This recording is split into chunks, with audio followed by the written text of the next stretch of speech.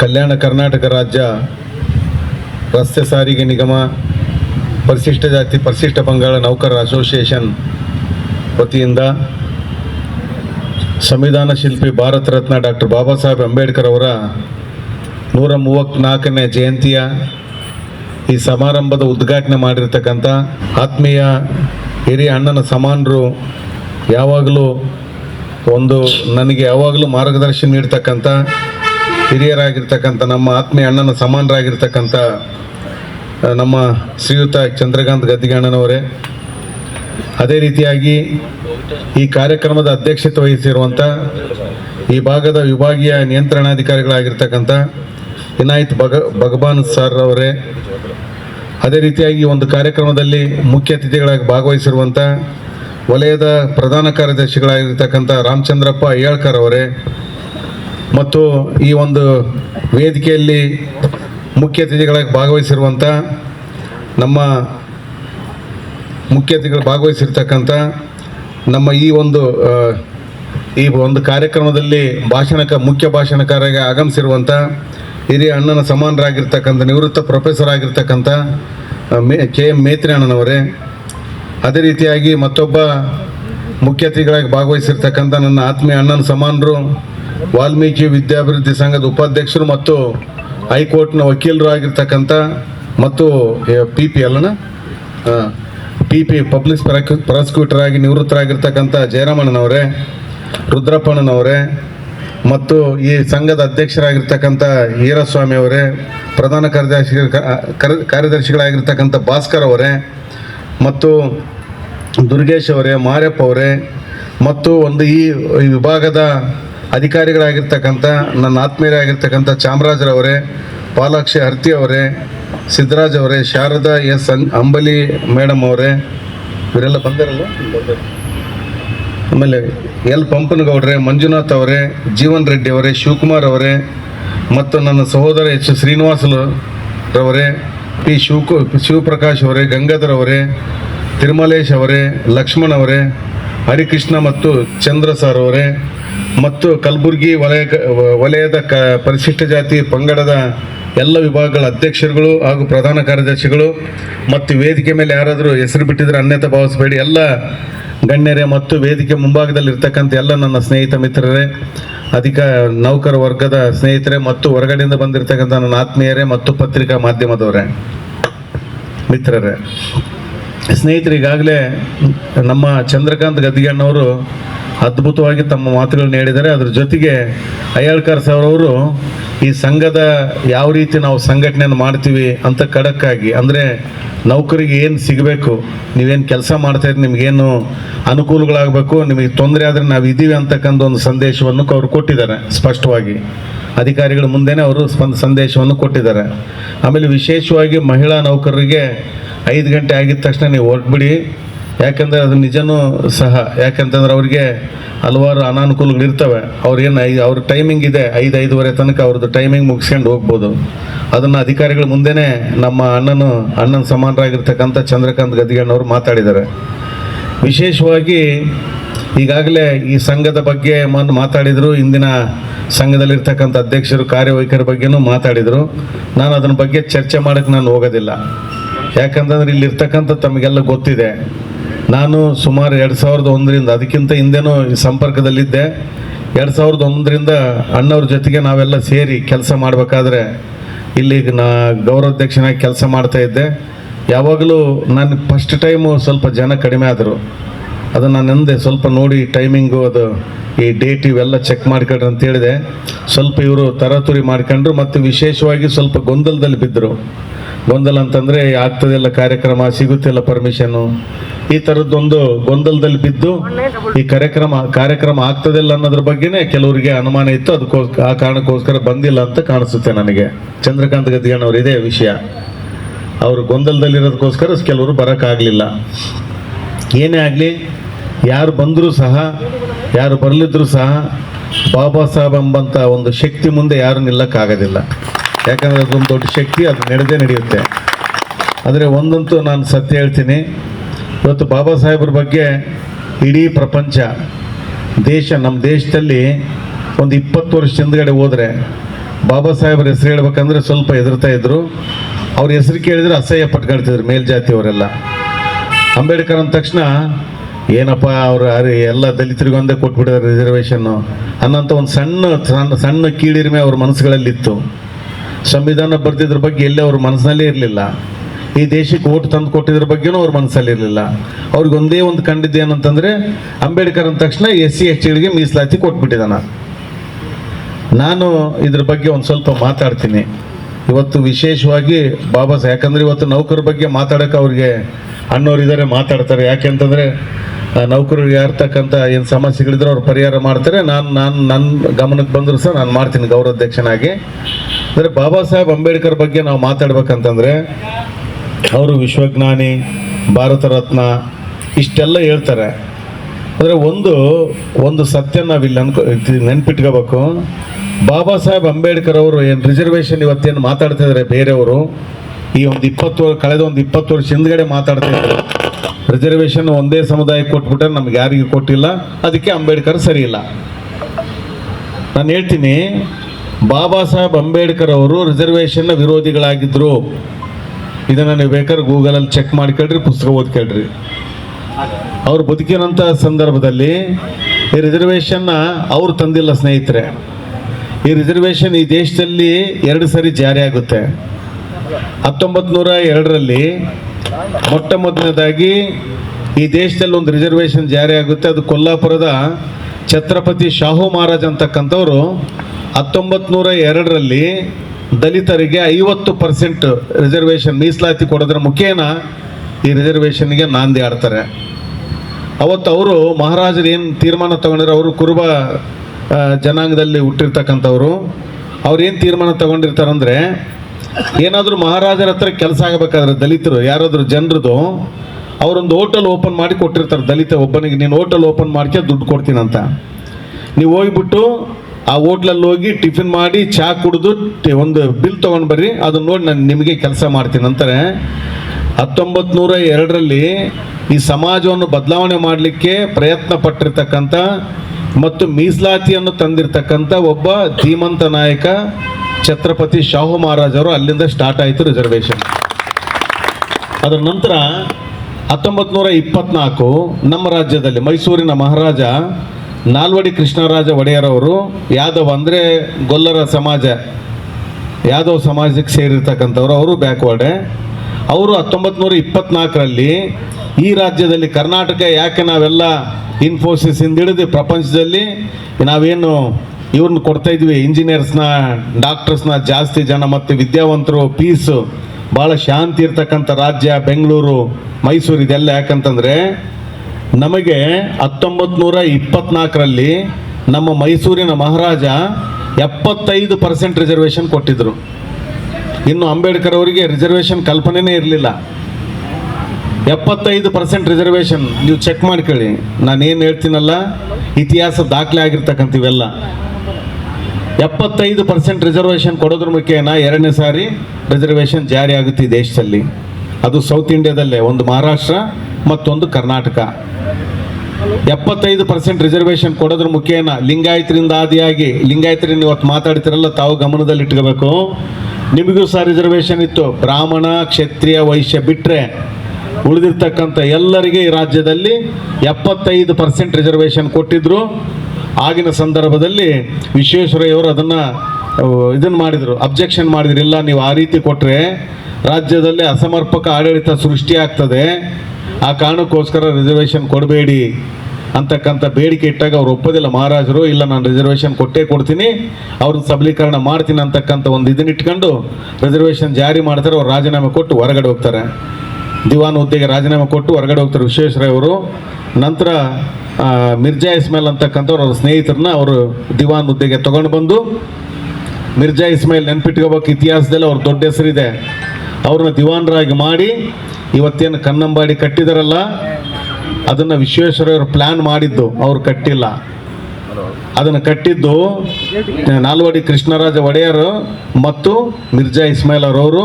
ಮತ್ತು ವಿಶೇಷವಾಗಿ ಅವರ ಹೆಂಡತಿ ಅವರ ಅಮ್ಮಣ್ಣಿ ದೇವಿ ಅಂತೇಳಿ ಅವರು ತನ್ನ ಬಂಗಾರವನ್ನು ಮಾರಾಟ ಮಾಡಿ ಆ ಕೃಷ್ಣರಾಜ ಸಾಗರವನ್ನು ಕಟ್ಟಿದ್ದಾರೆ ಸ್ನೇಹಿತರು. ಇದೆಲ್ಲ ನಾವು ಇತಿಹಾಸನ ನೆನ್ಪಿಟ್ಕೊಳ್ಬೇಕು.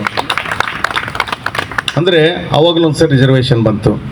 ಅದರ ನಂತರ ಈ ದೇಶದಲ್ಲಿ 3ನೇ ಸಾರಿ ಮತ್ತೆ ರಿಸರ್ವೇಷನ್ 3ನೇ ಸಾರಿ ಜಾರಿ ಆಗ್ತದೆ. 1932 ಸೆಪ್ಟೆಂಬರ್ 24ನೇ ತಾರೀಕು ಸಂಜೆ 5 ಗಂಟೆಗೆ ದೇಶದಲ್ಲಿ ರಿಸರ್ವೇಷನ್ ಬರುತ್ತೆ. 1932 ಸ್ವಾತಂತ್ರ್ಯದ ಕಲ್ಪನೆನೇ ಇರಲಿಲ್ಲ, ಹೋರಾಟ ಮಾಡ್ತಿದ್ರು ಅಷ್ಟೇ ಗಾಂಧೀಜಿ ಎಲ್ಲರೂ. ಅವಾಗಲೇ 1932 ಸೆಪ್ಟೆಂಬರ್ 24ನೇ ತಾರೀಕು ಸಂಜೆ 5 ಗಂಟೆಗೆ ಪೂನಾ ನಗರದ ಯರವಾಡ ಜೈಲಿನಲ್ಲಿ ರಿಸರ್ವೇಷನ್ ಬಂದಿದೆ. ಹೀಗೆ ನಾವೆಲ್ಲ ಅನುಭವಿಸ್ತಾ ಇದೀವಲ್ಲ, ಇದೆಲ್ಲ ಪಾರ್ಲಿಮೆಂಟ್ನಲ್ಲಿ ಕೊಡಲಿಲ್ಲ, ಇಂಗ್ಲೆಂಡ್ನಲ್ಲಿ ಕೊಡಲಿಲ್ಲ.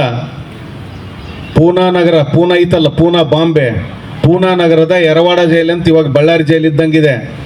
ಆ ಜೈಲಲ್ಲಿ ಸಾಯಂಕಾಲ 5 ಗಂಟೆ ರಿಸರ್ವೇಷನ್ ಜಾರಿ ಆಗ್ತದೆ. ಅಂಬೇಡ್ಕರ್ ಅವರು ಮತ್ತು ಗಾಂಧೀಜಿಯವರ ಮಧ್ಯದಲ್ಲಿ ಆಗಿರ್ತಕ್ಕಂಥ ಒಂದು ಒಪ್ಪಂದ ಆಗ್ತದೆ. ಆ ಒಪ್ಪಂದದ ಹೆಸರು ಪೂನಾ ಒಪ್ಪಂದ ಅಂತ, ಪೂನಾ ಫ್ಯಾಕ್ಟ್ ಅಂತ ಹೇಳ್ತೀವಿ ನಾವು. ಆ ಪೂನಾ ಒಪ್ಪಂದದ ಪ್ರಕಾರ ಈ ದೇಶದಲ್ಲಿ ರಿಸರ್ವೇಷನ್ ಜಾರಿ ಆಗುತ್ತೆ. ಬಾಬಾ ಸಾಹೇಬ್ ಅಂಬೇಡ್ಕರ್ ಅವರು, ಅವ್ರಿಗೆ ರಿಸರ್ವೇಷನ್ ಆಸಕ್ತಿ ಇರಲಿಲ್ಲ. ಅವರಿಗೆ ಈ ದಲಿತರು ಈ ದೇಶದಲ್ಲಿ ಏನಾದರೂ ಉದ್ಧಾರ ಆಗಬೇಕಾದ್ರೆ, ಈ ದಲಿತರು ಈ ದೇಶದಲ್ಲಿ ಉದ್ಧಾರ ಆಗಬೇಕು, ಅವರು ಮುಖ್ಯವಾಹಿನಿಗೆ ಬರಬೇಕು, ಅವರು ಸಬಲೀಕರಣರಾಗಬೇಕು, ಅವರು ಸಾವಿರಾರು ವರ್ಷಗಳ ಗುಲಾಮಗಿರಿಯಿಂದ ಬಿಟ್ಟು ಹೊರಗಡೆ ಬಂದು ಸ್ವಾಭಿಮಾನದಿಂದ ಬದುಕಬೇಕಂತಕ್ಕಂಥ ಒಂದು ಕಲ್ಪನೆ ಏನಿತ್ತು, ಅದಕ್ಕೆ ಅವರು ಒಂದೇ ಕಾರಣ ಕಂಡುಕೊಂಡಿದ್ರು, political power is the master key ಅಂತ. Political power is the master key through which open all progressive doors. ರಾಜಕೀಯ ಅಧಿಕಾರ ಅಂತಕ್ಕಂಥದ್ದು ಮಾಸ್ಟರ್ ಕೀ ಇದ್ದಂಗೆ. ಅದನ್ನು ಹಿಡ್ಕೊಂಡ್ರೆ, ಆ ಕೀ ತಗೊಂಡ್ರೆ ಅಭಿವೃದ್ಧಿಯ ಬಾಗಿಲುಗಳು ತನ್ನಷ್ಟಿಗೆ ತಾನು ಓಪನ್ ಆಗ್ತವೆ. ಒಂದು ಕೀ, ಮಾಸ್ಟರ್ ಕೀಯಿಂದ 50 ಬಾಗಿಲುಗಳು ಓಪನ್ ಮಾಡ್ಬೋದು, 50 ಕೀ ಬೇಕಾಗಿಲ್ಲ. That is master key. ಅದಕ್ಕೆ ಅವರು 2ನೇ ದುಂಡು ಮೇಜಿನ ಪರಿಷತ್ತಲ್ಲಿ ಬ್ರಿಟಿಷರವ್ರ ಹತ್ರ ಅವ್ರು ಕೇಳಿದ್ದೇನಂದ್ರೆ, ನಮಗೆ ಸಪ್ರೇಟ್ ಎಲೆಕ್ಟ್ರಲ್ ಸಿಸ್ಟಮ್ ಬೇಕಂತ ಕೇಳಿದರು, ಪ್ರತ್ಯೇಕ ಮತದಾನ ಪದ್ಧತಿಯ ವ್ಯವಸ್ಥೆ ಬೇಕಂತ ಹೇಳಿದರು. ಆದರೆ ಅದನ್ನು ವಿರೋಧ ಆಗಿದ್ದಾಗ ಅಲ್ಲಿ ಚರ್ಚೆ ಆಗಿ ಕೊನೆಗೆ ಬ್ರಿಟಿಷರು ನಮಗೆ ಕಳಿಸಿದ್ದು, ಅದ್ರ ಬದಲಾಗಿ 2 ಓಟಿನ ಹಕ್ಕನ್ನು ಕಳಿಸಿಕೊಟ್ಟಿದ್ರು ದಲಿತರಿಗೆ ದೇಶದಲ್ಲಿ. 2 ಓಟ್ ಮಾಡಲಿಕ್ಕೆ ನಿಮಗೆ ಹಕ್ಕಿದೆ, ಮಾಡ್ಕೊಳ್ಳಿ, ಅದೇ ಪೊಲಿಟಿಕಲ್ ಪವರ್ ಅಂತ ಹೇಳೋದಕ್ಕೆ ಒಪ್ಕೊಳ್ತಾರೆ ಅಂಬೇಡ್ಕರ್ ಅವರು. ಆದರೆ ಗಾಂಧೀಜಿ ಮತ್ತು ಸ್ನೇಹಿತರು ವಿರೋಧಿಸಿ ಅದನ್ನು, ಇಲ್ಲ ಆ ಥರ ಬೇಡ, ಅದಾದರೆ ಹಿಂದೂ ಸಮಾಜ ಒಡೆದೋಗ್ತದೆ, ಆ ಕಾರಣಕ್ಕೋಸ್ಕರ ನಾವು ಅದ್ರ ಬದಲಾಗಿ ಈ ಥರ ಒಂದು ರಿಸರ್ವೇಷನ್ ನಾವು ಕೊಡ್ತೀವಿ ಅಂತಕ್ಕಂಥ ಒಂದು ಇದನ್ನಿಟ್ಕೊಂಡು ಅವತ್ತು 1932 ಸೆಪ್ಟೆಂಬರ್ 24ನೇ ತಾರೀಕು ಸಂಜೆ 5 ಗಂಟೆಗೆ ಪೂನಾ ನಗರದ ಯರವಾಡ ಜೈಲಿನಲ್ಲಿ ಒಂದು ಒಪ್ಪಂದ ಆಗ್ತದೆ. ಆ ರಿಸರ್ವೇಷನ್ 1932ನಲ್ಲಿ ಬಂದಿರತಕ್ಕಂಥದ್ದು.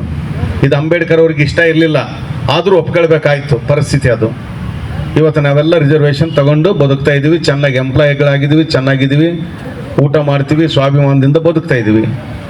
ಅಂಬೇಡ್ಕರ್ ಅವ್ರಿಗೆ ಆ ಸಭೆ ಮುಗಿಸ್ಕೊಂಡು ಹೊರಗಡೆ ಬಂದಾಗ ಪತ್ರಕರ್ತರು ಕೇಳ್ತಾರೆ, ಬಾಬಾ ಸಾಹೇಬ್ರೆ, ನಿಮಗೆ ತುಂಬ ಸಂತೋಷ ಆಗಿದೆ, ರಿಸರ್ವೇಷನ್ ಸಿಕ್ಕಿದೆ, ನಿಮ್ಮ ಜನರಿಗೆ ಇನ್ಮೇಲೆ ಭಾಳ ಉದ್ಧಾರ ಆಗಿಬಿಡ್ತಾರೆ, ಸಬಲೀಕರಣರಾಗ್ತಾರೆ ಅಂತೇಳಿ. ಅವ್ರು ಹೇಳ್ತಾರೆ, ನನಗೇನು ಅಷ್ಟು ದೊಡ್ಡ ಸಂತೋಷ ಆಗಲಿಲ್ಲ. ನಾನು ಇಂಗ್ಲೆಂಡ್ಗೆ ಹೋಗ್ಬಿಟ್ಟು ಅವ್ರ ಹತ್ರ ಹೋರಾಟ ಮಾಡಿ ಒಂದು ಹಣ್ಣನ್ನು ತೆಗೆದುಕೊಂಡು ಬಂದೆ, ರಸಭರಿತವಾಗಿರ್ತಕ್ಕಂಥ ಹಣ್ಣನ್ನು ತಗೊಂಡು ಬಂದು ಈ ಸಮಾಜಕ್ಕೆ ಕೊಟ್ಟು ಅದನ್ನು ತಿಂದು ಅವರು ಚೆನ್ನಾಗಿರ್ಬೇಕಂತ, ಸದೃಢರಾಗಬೇಕಂತ ಯೋಚನೆ ಮಾಡಿದ್ದೆ. ಆದರೆ ಅದರಲ್ಲಿ ಇರ್ತಕ್ಕಂಥ ರಸವನ್ನು ತೆಗೆದುಕೊಂಡು ಪಿಪ್ಪಿಯನ್ನು ನನ್ನ ಮುಖಕ್ಕೆ ಹೊಸಿದ್ರೆ ಅದೇ ರಿಸರ್ವೇಷನ್ ಅಂತ ಹೇಳ್ತಾರೆ.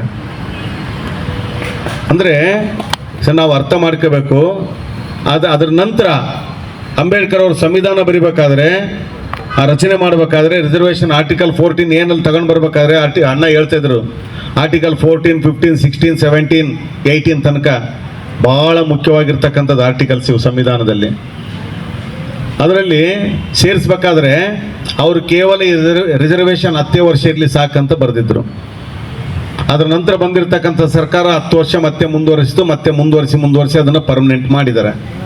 ಇರಲಿ, ಏನೇ ಇರಲಿ, ನಾನು ಮೇಲ್ವರ್ಗದ ಜನರ ಹತ್ರ ಮನವಿ ಮಾಡ್ತಾ ಇದ್ದೀನಿ. ಈ ದೇಶದಲ್ಲಿ 1920ರಲ್ಲಿ ಸಂಸದೀಯ ಚುನಾವಣೆಗಳು ಪ್ರಾರಂಭ ಆಗ್ತದೆ. ಸಂವಿಧಾನ ನಮಗೆ ಸ್ವಾತಂತ್ರ್ಯ ಬಂದ ನಂತರ ಅಲ್ಲ, ಎಲೆಕ್ಷನ್ ನಡೀತಿದ್ದು ಈ ದೇಶದಲ್ಲಿ 1920ರಿಂದ ಆಚೆ ನಡೀತಾ ಇತ್ತು. ಬ್ರಿಟಿಷರು ನಮ್ಮನ್ನು ಆಳ್ತಾ ಇದ್ರು ಸಹ, ಅವರು ಚುನಾವಣೆ ಮುಖಾಂತರ ನಮ್ಮನ್ನು ಆಳ್ವಿಕೆ ಮಾಡ್ತಾ ಇದ್ರು.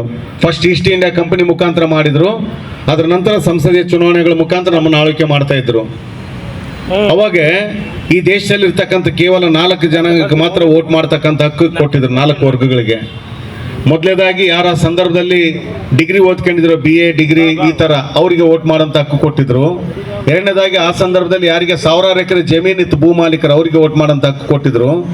ಅದರ ನಂತರ ಆ ಸಂದರ್ಭದಲ್ಲಿ ಯಾರು ಸರ್ಕಾರಕ್ಕೆ ಆದಾಯ ತೆರಿಗೆ ಕಟ್ತಾ ಇದ್ರು, ಇನ್ಕಮ್ ಟ್ಯಾಕ್ಸ್, ಟಾಟಾ ಬಿರ್ಲಾ ಇಂಥ ದೊಡ್ಡ ಜನರು ಅವರಿಗೆ ವೋಟ್ ಮಾಡೋಂಥ ಹಕ್ಕು ಕೊಟ್ಟಿದ್ರು. ಕೊನೆಯದಾಗಿ ಬ್ರಾಹ್ಮಣರಿಗೆ ವೋಟ್ ಮಾಡೋಂಥ ಹಕ್ಕು ಕೊಟ್ಟಿದ್ರು ಸಂಪೂರ್ಣವಾಗಿ. ಈ 4 ಕೆಟಗರಿ ಜನರು ಮಾತ್ರ ವೋಟ್ ಮಾಡ್ತಿದ್ರು ಸ್ನೇಹಿತರೆ. MP ಗಳನ್ನ ಆಯ್ಕೆ ಮಾಡಿ ನಮ್ಮ ರಾಜ್ಯ ದೇಶವನ್ನು ಆಳ್ಲಿಕ್ಕೆ ಕಳಿಸ್ತಾ ಇದ್ರು ಬ್ರಿಟಿಷ್ ಪಾರ್ಲಿಮೆಂಟ್ಗೆ. ಅವಾಗ ಅಂಬೇಡ್ಕರ್ ಯೋಚನೆ ಮಾಡ್ತಾರೆ, ಯಾವ ದೇಶದಲ್ಲಿ ವೋಟ್ ಮಾಡೋಂಥ ಹಕ್ಕು ಯಾರು ಕಳ್ಕೊಳ್ತಾರೋ ಆ ದೇಶದ ಪ್ರಜೆ ಆಗಲಿಕ್ಕೆ ನಾಲಾಯಕ ಆಗ್ತಾರಂತ ಯೋಚನೆ ಮಾಡಿ ಈ ದೇಶದಲ್ಲಿರ್ತಕ್ಕಂಥ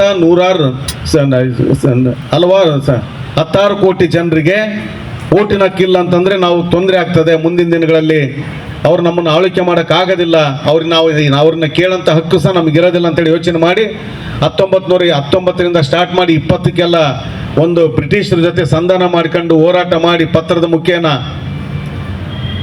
ಒಂದು 1920ರಲ್ಲಿ ಈ ದೇಶದಲ್ಲಿರ್ತಕ್ಕಂಥ ಯಾರಿಗೆ 21 ವರ್ಷ ವಯಸ್ಸಾಯಿತು 6400 ಜಾತಿಯ ಜನರಿಗೆ 4-5-6 ಧರ್ಮಗಳಿರ್ತಾವಲ್ಲ ಇವರೆಲ್ಲರಿಗೂ ವೋಟ್ ಮಾಡೋಂಥ ಹಕ್ಕು ತಂದು ಕೊಟ್ಟಿದ್ದು ಬಾಬಾ ಸಾಹೇಬ್ ಅಂಬೇಡ್ಕರ್ ಅವರು ಅಂತೇಳಿ ಈ ಸಂದರ್ಭದಲ್ಲಿ ನಾನು ಹೇಳಕ್ಕೆ ಇಷ್ಟಪಡ್ತಾ ಇದ್ದೀನಿ. ಹಕ್ಕು ನಿಮಗೇನು ವೋಟ್ ಇನ್ಬ್ಲೇಟ್ ಸಿಗಲಿಲ್ಲ. ಈ ವೋಟ್ನಿಂದ ಗ್ರಾಮ ಪಂಚಾಯತ್ ಸದಸ್ಯನಿಂದ ಹಿಡಿದು ಪಾರ್ಲಿಮೆಂಟ್ MP ಆಗ್ತಾನೆ.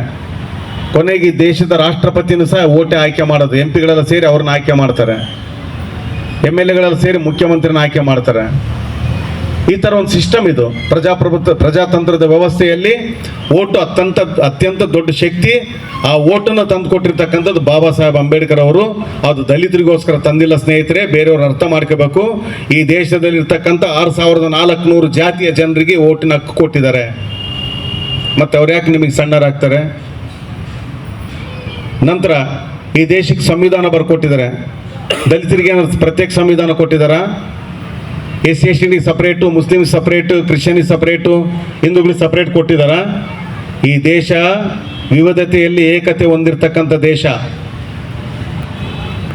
6400 ಜಾತಿಗಳು, 5-6 ಧರ್ಮಗಳು, ಬಹುಸಂಖ್ಯಾತ ಸಂಸ್ಕೃತಿಗಳು, ಬಹುಭಾಷೆಗಳು, ಇಷ್ಟೆಲ್ಲದರ ಮಧ್ಯದಲ್ಲಿ ಏಕತೆ ಉಳಿಸ್ಕೊಂಡಿರ್ತಕ್ಕಂಥ ದೇಶ ಈ ಪ್ರಪಂಚದಲ್ಲಿದ್ದರೆ ಅದು ಭಾರತ ದೇಶ ಅಂತೇಳಿ ಸಂದರ್ಭದಲ್ಲಿ ಕೇಳಕ್ಕೆ ಇಷ್ಟಪಡ್ತಾ ಇದ್ದೀನಿ. ಅದಕ್ಕೋಸ್ಕರ ನಾವು ಬಾಬಾ ಸಾಹೇಬ್ರ ಬಗ್ಗೆ ಈ ಕೀಳಿರಿಮೆಯನ್ನು ಬಿಡಬೇಕು. ನನಗೆ ಒಂದು ಗಮನಿಸ್ತಾ ಇದ್ದೀನಿ, ನಾನು ಕಳೆದ 82ನೇ ಇಸ್ವಿಯಿಂದ ನಾನು ಹೋರಾಟದಲ್ಲಿ ಮುಂಚೂಣಿಯಲ್ಲಿ ಬಂದಿದ್ದೆ. ಅವಾಗಲಿಂದನೂ ಬಾಬಾ ಸಾಹೇಬ್ ನಾನು ಸ್ವಲ್ಪ ಕಮ್ಯುನಿಸ್ಟು ವಿಚಾರಗಳು ಮತ್ತು ಬಾಬಾ ಸಾಹೇಬ್ರ ವಿಚಾರಗಳು, ಬುದ್ಧ ಬಸವ ಅಂಬೇಡ್ಕರ್ ಅವರ ವಿಚಾರಗಳನ್ನು ತಿಳ್ಕೊಂಡು ಓದ್ಕೊಂಡು ಹೋರಾಟದ ಹಿನ್ನೆಲೆಯಿಂದ ಬಂದಿರತಕ್ಕಂಥವನು. ಇದಕ್ಕೆ ನೋಡ್ತಾ ಹೋದಾಗ ಅಂಬೇಡ್ಕರ್ ಅವ್ರ ಬಗ್ಗೆ ಇತ್ತೀಚಿನ ದಿನಗಳಲ್ಲಿ ಸುಮಾರು ಒಂದು 10 ವರ್ಷಗಳಿಂದ ಅವ್ರ ಬಗ್ಗೆ ಅತ್ಯಂತ ಗೌರವ ಎಲ್ಲರಿಗೂ ಬರ್ತಾ ಇದೆ. ಯಾಕೆ ಬರ್ತಿದೆ ಅಂತಂದರೆ, ಇವತ್ತಿನ ಪರಿಸ್ಥಿತಿಯಲ್ಲಿ ಕಳೆದ ಒಂದು 15 ವರ್ಷಗಳಿಂದ ಬಾಬಾ ಸಾಹೇಬ್ರ ಅವತ್ತೇನು ವಿಚಾರಗಳಿದ್ದವು, ಅವ್ರ ವಿಚಾರ, ಚಿಂತನ, ಮಂಥನ, ದೇಶದ ಬಗ್ಗೆ ಕಲ್ಪನೆ, ಜನರ ಬಗ್ಗೆ ಕಲ್ಪನೆ, ಇವತ್ತು ನೀವು ಅಂಥದ್ದು ಹೇಳ್ಬೇಕಾಯ್ತಂದ್ರೆ ಇವತ್ತು ಇಲ್ಲಿ ಮಹಿಳೆಯರಿದ್ದಾರೆ, ನೀವು ಅರ್ಥ ಮಾಡ್ಕೊಳ್ಬೇಕು. ನಿಮಗೇನಾದರೂ ಹಕ್ಕು ಸಿಕ್ಕಿದ್ರೆ, ನೀವೇನಾದರೂ ಈ ಮಟ್ಟದಲ್ಲಿ ಇಲ್ಲಿ ಕುಂತ್ಕೊಂಡಿದ್ರೆ ಇಬ್ಬರು ಕಾಣ್ರು.